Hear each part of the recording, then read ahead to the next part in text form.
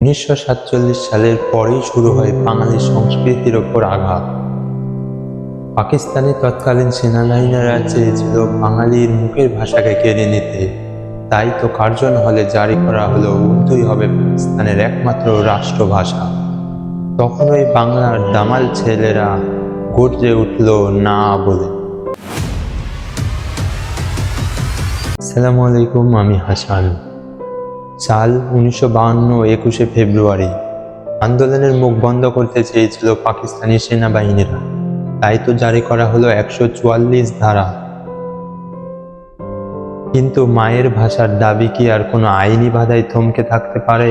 ছাত্ররা সেই নিষেধাজ্ঞা অমান্য করে মিছিল বের করলো। সঙ্গে সঙ্গেই পাকিস্তানি সেনাবাহিনীরা শুরু করলো ছাত্রদের ওপর গুলি। পুরো ঢাকার রাজপথ রঞ্জিত হলো তাজা রক্তে। একে একে ঢলে পড়লেন রফিক উদ্দিন, আব্দুল জব্বার, আব্দুস সালাম ও শিশু শফিউর রহমান সহ আরো অনেকে।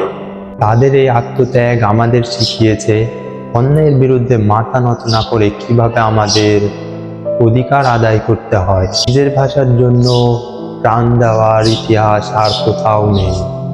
তাই তো জানাই বিনম্র শ্রদ্ধা সকল শহীদদের প্রতি।